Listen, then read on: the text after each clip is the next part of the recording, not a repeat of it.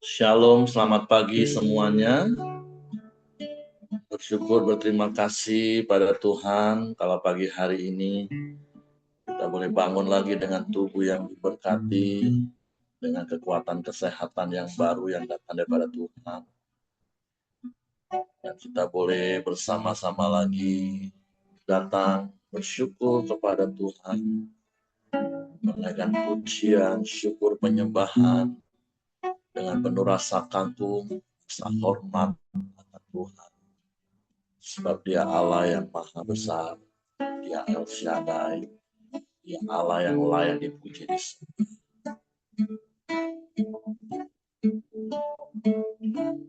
Bapa, kami bersyukur, kami berterima kasih kepadamu pagi hari ini.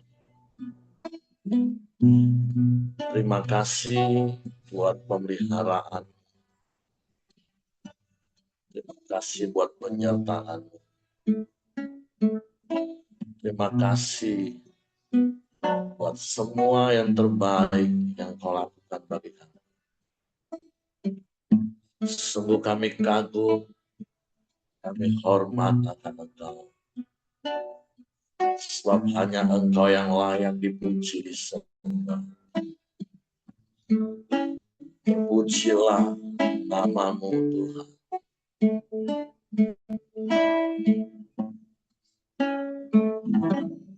Kau sungguh indah tiada taranya, sungguh menakjubkan, sungguh ajaib ku dimengerti, lebih dari semua yang ada. Hikmatmu tiada terselangi, kasihmu dalam tak terduga. Kau sungguh indah tiada taranya, mulia dan berkuasa. Kagum akan Engkau, kagum hormat akan Engkau. Kau Allah yang layak dipuji, kagum akan Engkau.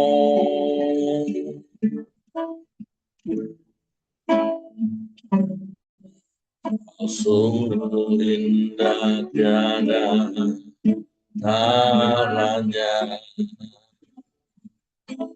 sungguh menakjubkan, sungguh ajaib ku dimengerti, lebih dari semua yang ada. Hikmatmu tiada terselangi, kasihmu dalam tak terduga. Sungguh indah tiada taranya, mulia dan berkuasa. Kagum hormat akan Engkau, kagum hormat akan Engkau.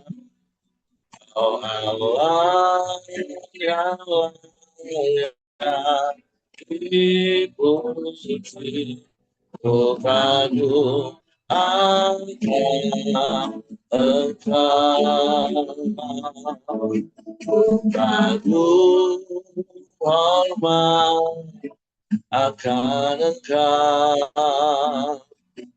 kagum hormat akan Engkau, Kau Allah yang layak dipuji, kagum akan Engkau, kagum akan Engkau,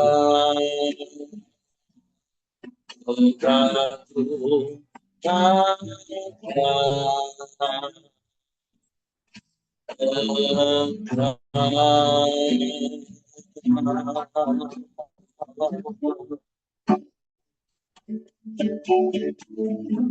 Sungguh kami kagum akan Engkau Tuhan.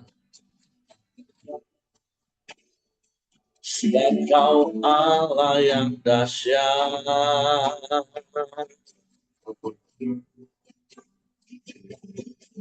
sebab Kau Allah yang ajaib,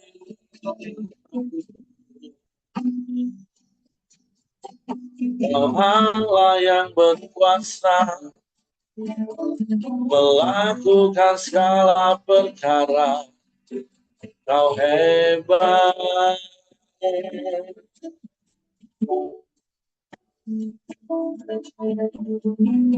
dalam kedahsyatan dan kehebatan-Mu.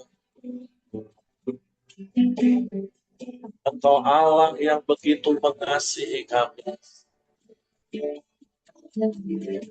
Sungguh kami kagum akan Engkau.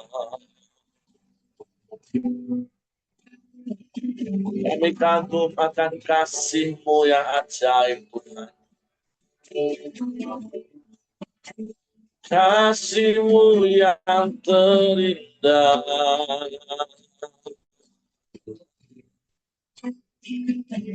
kasih-Mu yang mulia,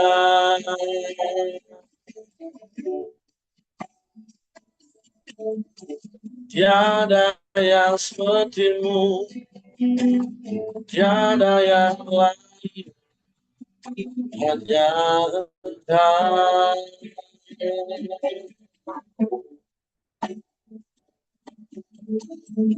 Haleluya.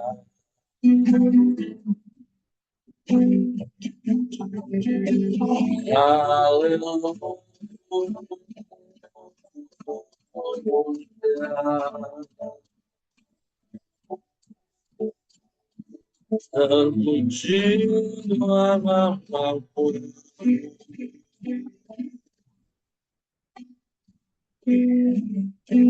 terpuji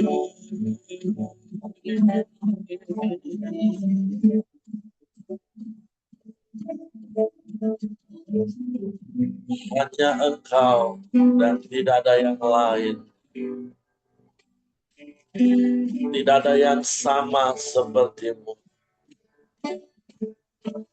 Allah yang dahsyat, Allah yang hebat, Allah yang luar biasa. Terpujilah namamu,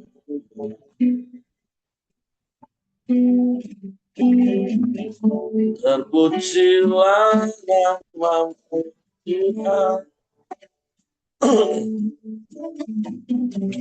Tiada yang lain, tiada yang seperti-Mu.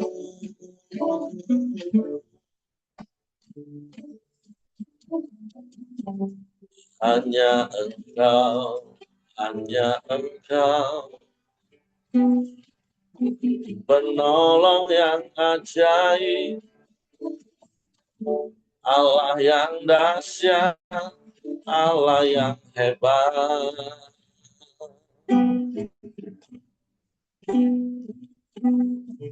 Terpujilah namamu, terpujilah namamu, Yesus,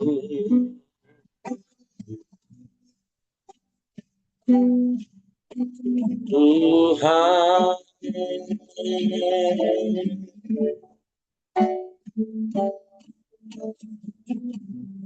hanya Engkau, hanya Engkau,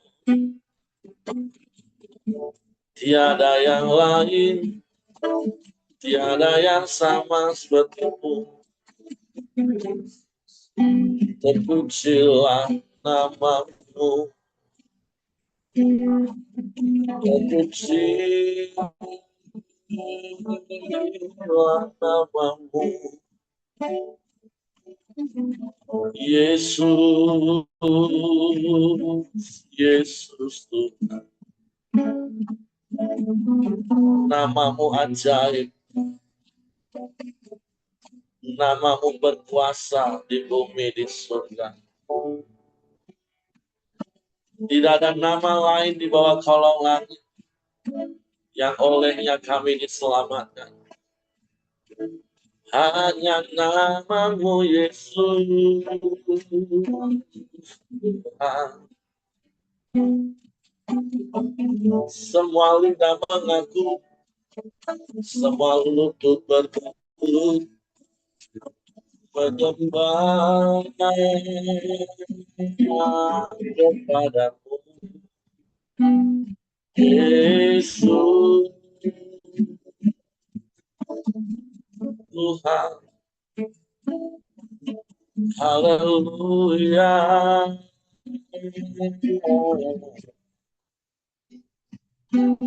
Ajaib Engkau Tuhan, ajaib Engkau. Engkau dahsyat, Engkau hebat, Engkau luar biasa. Tiada yang sepertimu, tiada yang lain, hanya Engkau. Hanya kepadamu hatiku percaya. Sebab Kau Allah yang setia, Allah yang tak pernah ingkar janji. Kau yang sanggup menggenapi semua janji-janjimu.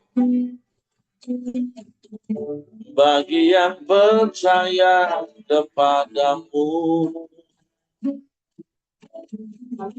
Sebab itu tidak ada yang mustahil bagi orang yang percaya kepada. Sebab tidak yang mustahil juga bagimu ya Allah. Haleluya.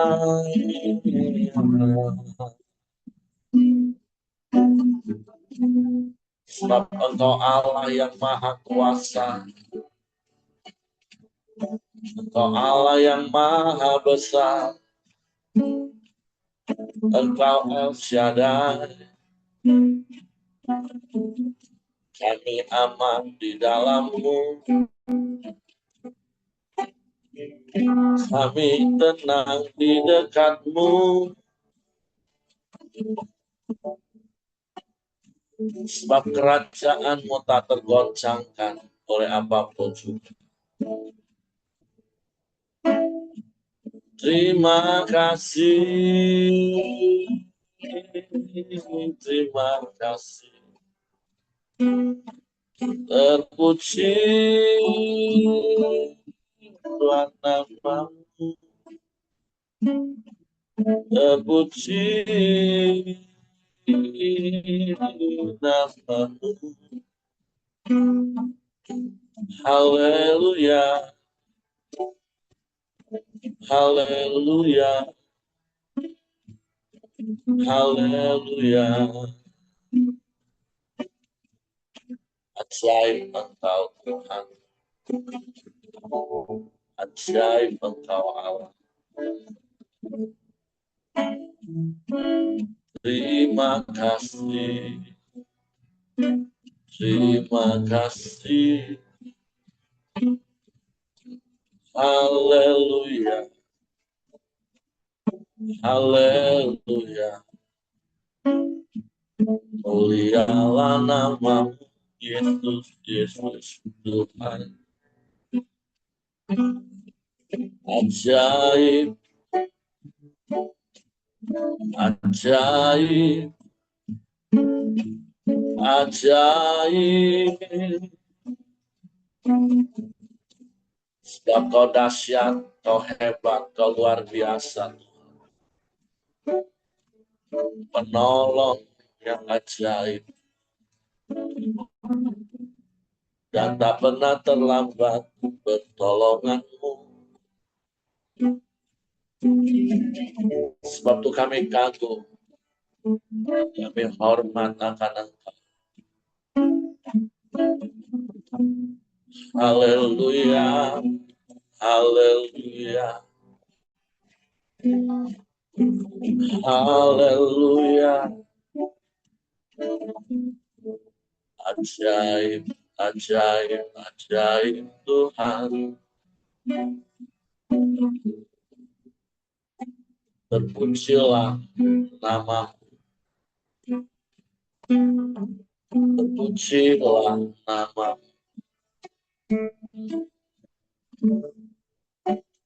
Hanya Engkau satu-satunya. Dan tidak ada yang lain. Tidak ada yang sama seperti-Mu Tuhan. Hanya kepadamu hati kami percaya. Hanya kepadamu kami mempercayakan seluruh hidup kami. Haleluya.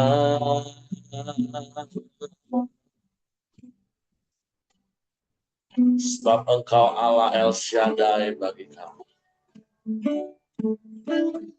Engkau Allah yang maha besar. Engkau dahsyat. Engkau hebat Tuhan. Hati kami percaya. Kami tak takut, kami tak gentar. Sebab Engkau yang menjaga kami. Terima kasih.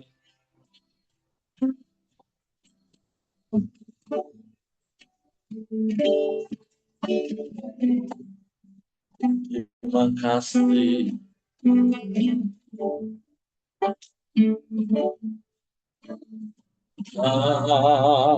Bangsa putraku, ya Allah menjagaku. Tak usah ku bimbang,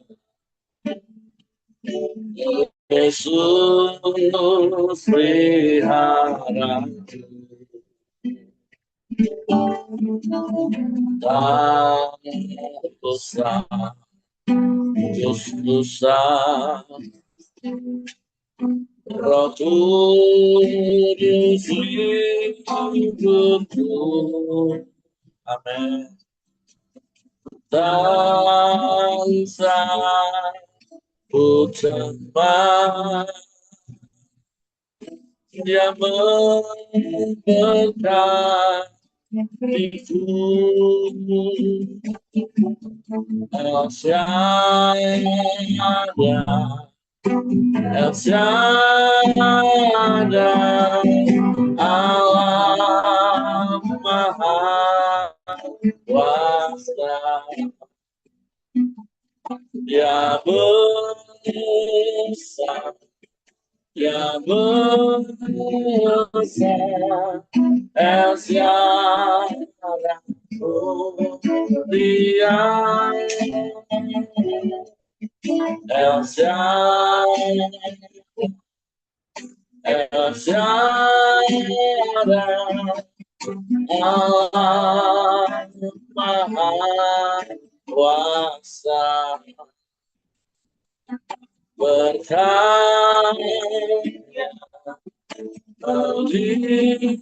melimpah, El Shaddai, Kami tak takut, kami tak gentar Tuhan. Rasa ku takut ya Allah menjaga. Amin. Tak usah ku sifat Yesus peliharaku. Tak usah ku susah, Roh Kudus ikutku. Tak usah ku cepat yang mendekatiku.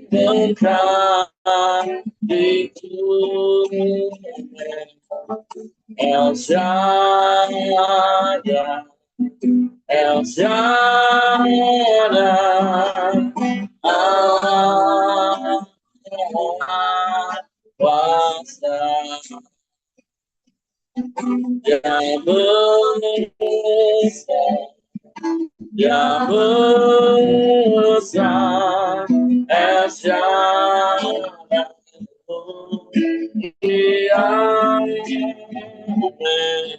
El Shaddai,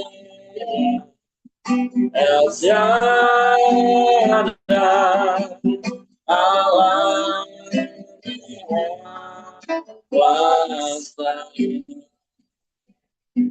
berkarya melimpah. El Shaddai berkarya melimpah. El Shaddai.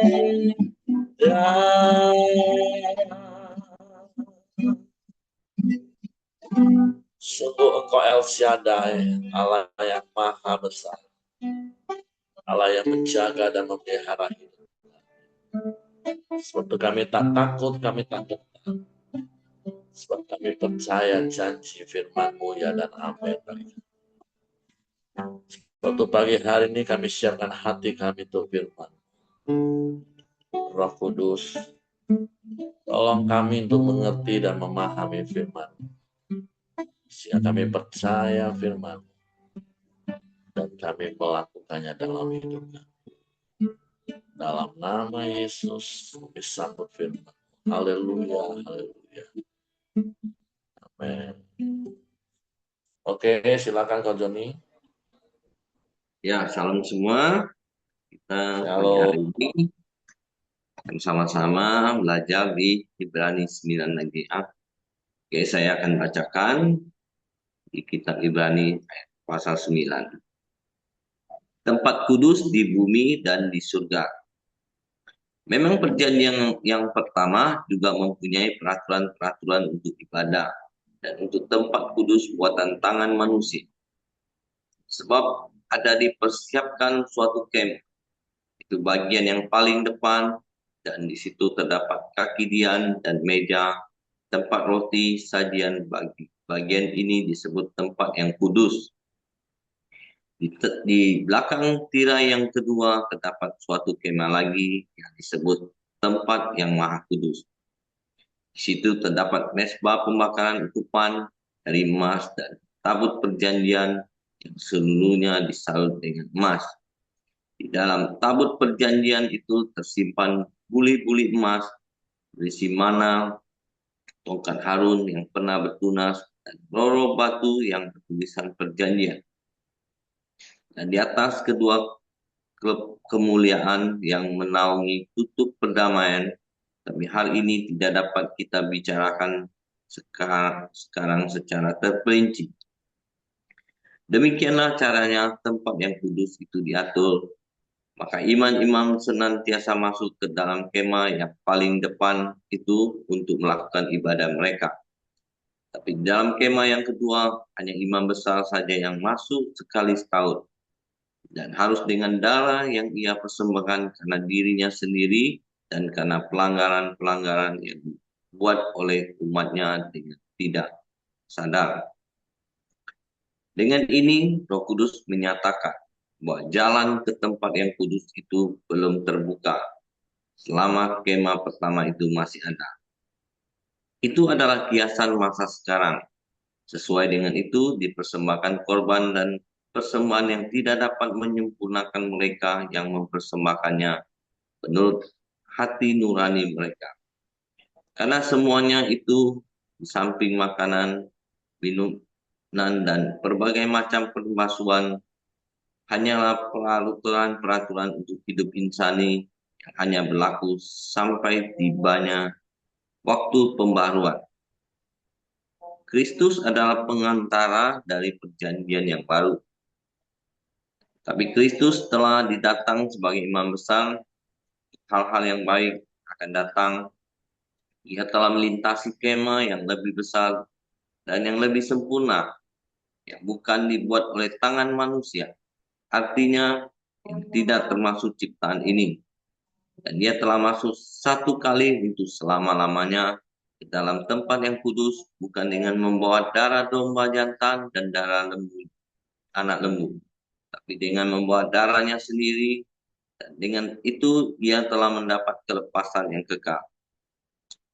Sebab jika darah domba jantan dan darah lembu jantan dan percikan abu lembu muda menguduskan mereka yang najis, sehingga mereka disucikan secara lahir, betapa lebihnya darah Kristus oleh Roh yang kekal telah mempersembahkan dirinya sendiri kepada Allah sebagai persembahan yang tidak bercacat, akan menyucikan hati nurani kita dari perbuatan-perbuatan yang sia-sia, supaya kita dapat beribadah kepada Allah yang hidup.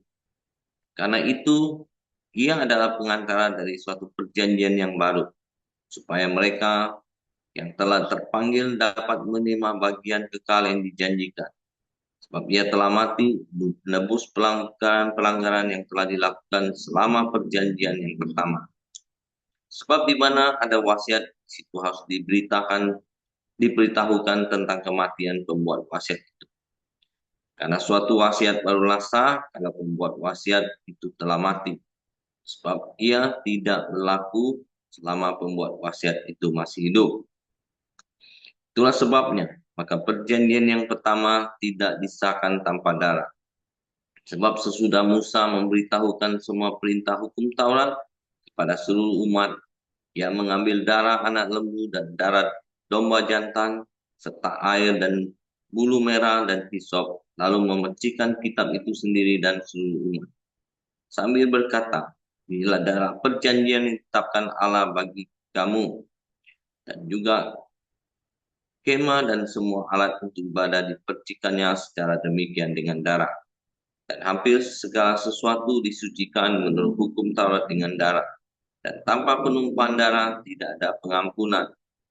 Jadi segala sesuatu yang melambangkan apa yang ada di surga harus ditahirkan secara demikian. Tapi benda-benda surgawi sendiri oleh persembahan-persembahan yang lebih daripada itu. Sebab Kristus bukan masuk ke dalam tempat kudus buatan tangan manusia yang hanya merupakan gambaran saja dari yang sebenarnya, tapi dalam surga sendiri untuk menghadap hadirat Allah guna kepentingan kita.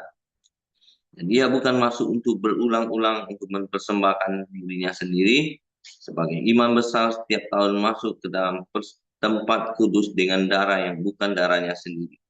Sebab jika demikian, ia harus berulang-ulang menderita sejak dunia ini dijadikan. Tapi sekarang ia hanya satu kali saja menyatakan dirinya pada zaman akhir untuk menghapus dosa oleh korbannya. Dan sama seperti manusia ditetapkan untuk mati hanya satu kali saja, dan sesudah itu dihakimi. Demikian pula Kristus hanya satu kali saja mengorbankan dirinya untuk menanggung dosa banyak orang. Sesudah itu ia menyatakan dirinya sekali lagi tanpa menanggung dosa untuk menganugerahkan keselamatan kepada mereka yang menantikan dia. Ya, shalom semua. Firman Tuhan Ibrani hari ini kita belajar. Kalau kemarin ya kita tentang imam-imam besar ya untuk menebus dosa manusia. Kalau hari ini kan kita belajar tentang gimana imam besar itu masuk ke tempat kudus dan tempat maha kudus untuk menebus dosa manusia ya. Jadi kalau zaman perjanjian lama untuk menghapus dosa manusia, untuk pengampunan dosa harus ada pengorbanan itu darah binatang ya, darah domba dan darah kambing ya. Jadi kalau saya belajar di Ibrani 9 ini, ya semua untuk pengampunan dosa itu harus lewat pengorbanan itu lewat darah ya. Nah. Karena kita tahu darah itu kan nyawa hidup gitu. Jadi untuk menebus kesalahan atau dosa manusia itu harus dengan darah di zaman perjanjian lama ya. Ya, kita bersyukur karena Yesus datang ke dunia, ya dia sudah menebus, dia sudah mengorbankan dirinya untuk menebus dosa-dosa kita. Jadi ya Tuhan, karena kasih Tuhan, ya mungkin Tuhan lihat kalau kalau dengan peraturan seperti itu nggak akan selesai-selesai gitu. Tiap manusia nih kalau mau tiap tahun harus tiap hari bahkan kan imam-imam mengorbankan binatang. Nah, jadi untuk mungkin acara besarnya yaitu tiap tahun yaitu imam besar yang menyembelih domba jantan dan kambing jantan. Jadi ya itu hal-hal itu tidak akan menyelesaikan. Ya, tuh makanya Tuhan berinisiatif mengambil suatu tindakan yaitu untuk mengorbankan anaknya sendiri untuk menebus dosa manusia. Nah, jadi saya belajar ya itu semua karena kasih Tuhan yang besar untuk kita gitu kan. Karena dengan pengorbanan itulah baru manusia itu bisa ditebus. Karena kasih Tuhan kepada manusia, Tuhan mengorbankan dirinya. Dan di sini saya juga melihat Tuhan juga ingin memberikan warisan yang baik untuk manusia. Sementara ya kalau kita tahu kan warisan itu tidak mungkin bisa diterima kalau yang memberi warisan itu tidak belum meninggal gitu. Nah, karena Tuhan itu dia punya kedaulatan yang tidak bisa dilanggar gitu. Ya. Dia buat peraturan, ya mungkin dia langgar. Makanya dia harus ada ambil tindakan yaitu untuk hukum Tuhan itu tidak bisa dilanggar secara meskipun Tuhan maha kuasa dia bisa semena-mena gitu. Makanya supaya Tuhan bisa mewariskan kasih karunia itu kepada kita ya dia harus mati dulu baru warisan itu berlaku gitu kan. Nah, jadi di sini ya di Ibrani 9 ini saya belajar ya segala pengorbanan untuk dosa itu harus lewat darah. Kedua, untuk kita menerima warisan, jadi yang mengkasih warisan itu sudah meninggal. Jadi Tuhan dengan mati dia sudah mewariskan yang terbaik untuk kita yaitu damai sejahtera, sukacita, kehidupan yang bebas gitu. Jadi ya kita bersyukur dengan pengorbanan Tuhan, Tuhan Yesus kita sudah menerima keselamatan dan kita boleh menerima setiap warisan janji-janji Tuhan untuk manusia. Ya, jadi dari berikut 9 ini ya saya belajar dua hal yaitu tentang pengorbanan lewat darah dan tentang penerimaan warisan. Mungkin itu yang bisa saya dapat. Untuk selanjutnya saya kembalikan ke Pak Henry. Oke, terima kasih untuk Ojoni. Jadi Ibrani pasal 9, ya ini memang kelanjutan dari kemarin. Ini menjelaskan dan meneguhkan lagi tentang apa yang Yesus lakukan bagi kita tentunya. Bagaimana Yesus sebagai imam besar bagi kita, dijelaskan sekali lagi, dia masuk sekali untuk selama-lamanya, bukan dengan membawa darah dari kambing domba, tetapi membawa darahnya sendiri sebagai anak domba Allah, dan itu sekali untuk selama-lamanya. Dan kita bersyukur tentunya untuk hal itu. Sehingga sekali lagi melalui Yesus kita bisa masuk sampai ke ruang Maha Kudus. Ruangan di mana perjanjian lama hanya mengizinkan imam besar setahun sekali, karena di tempat itu ada tabut perjanjian, tempat di mana Allah hadir bertemu dengan imam besar itu. Jadi sekali lagi ruang Maha Kudus itu bicara tentang hadirat Tuhan, dan kita bersyukur sekali lagi melalui pengorbanan Yesus yang kemudian menjadi imam besar, menjadi perantara bagi kita, sehingga kita boleh masuk juga sampai ke ruang Maha Kudus. Makanya kita juga disebut sebagai imamat rajani, imamat yang berkerajaan. Nah, jadi mari kita bersyukur untuk hal itu. Nah, tetapi tentu bukan hanya untuk hal itu saja. Kita mau bersyukur, kita mau terus setia, kita mau terus taat. Tetapi di ayat yang terakhir ada satu janji bahwa Yesus akan menyatakan dirinya sekali lagi, tapi bukan untuk menanggung dosa kita lagi. Ya, 2000 tahun yang lalu dia datang untuk menanggung dosa kita, dan dilakukannya itu sekali untuk selama-lamanya.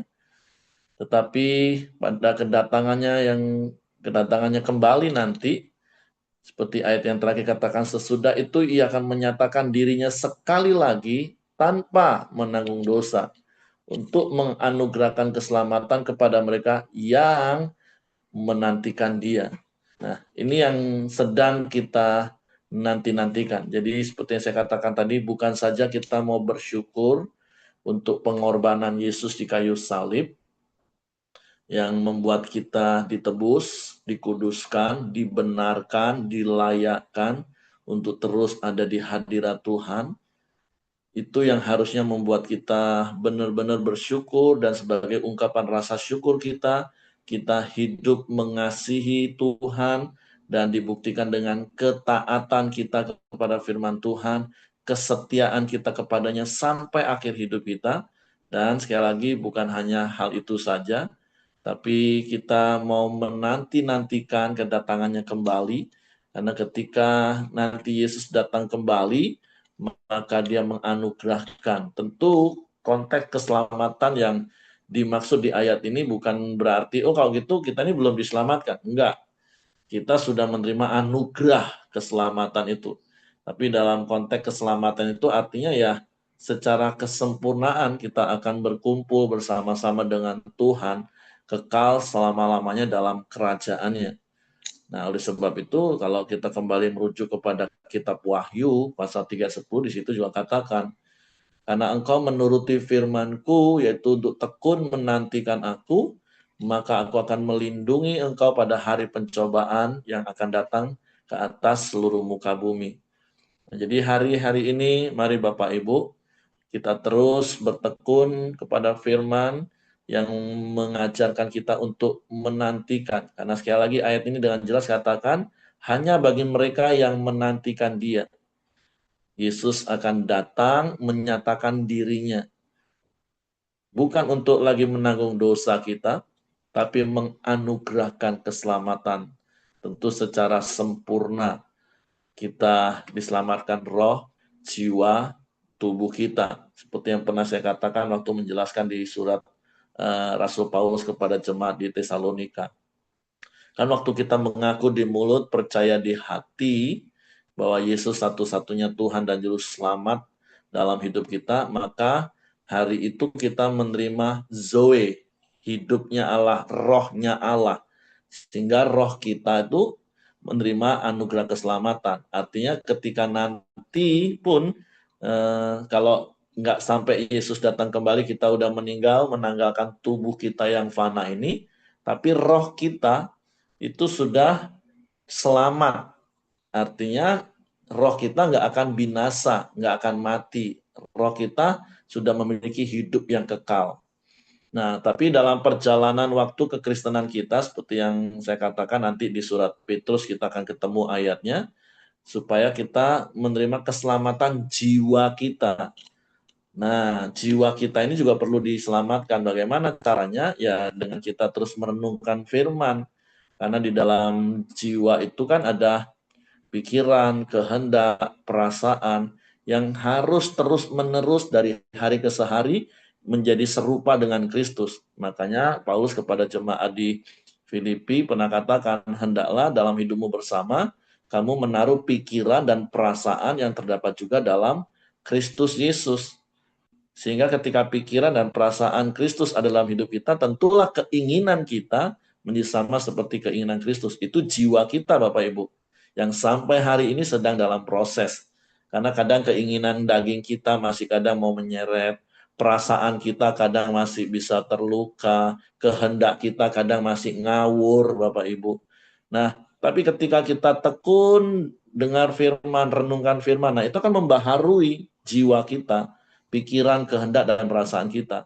Nah, nanti waktu Yesus datang kembali, tubuh kita akan menerima keselamatan itu juga. Baik bagi yang sudah meninggal di dalam Tuhan, akan dibangkitkan lebih dulu, kata firman Tuhan, dengan tubuh kemuliaan. Begitu juga dengan kita yang masih hidup sampai waktu itu, tubuh yang fana ini akan diubah menjadi tubuh kemuliaan juga. Tubuh yang seperti apa? Tubuh seperti Yesus setelah bangkit dari kematian. Artinya ya tubuh itu bisa disentuh Bapak Ibu ya. Tetapi tidak lagi dibatasi oleh ruang dan waktu karena kita akan masuk dalam kekekalan. Jadi mari Bapak Ibu jangan berhenti hanya di roh kita. Oh yang penting aku udah percaya Yesus, nanti mati aku masuk surga punya hidup kekal. Enggak seperti itu Bapak Ibu kekristenan. Roh, jiwa, dan tubuh kita itu akan tetap utuh nanti secara sempurna.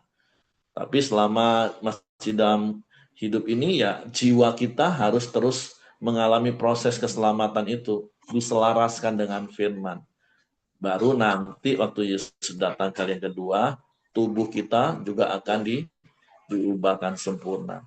Dan mari, karena itu masih jadi pengharapan bagi kita, walaupun tentu yang saya katakan tadi sudah didasari dengan korban Yesus yang harusnya menjadi hal yang menjadi dasar yang kuat untuk kita bersyukur, mari kita tetap tekun, tetap setia sampai akhir hidup kita, atau sampai Yesus datang kembali.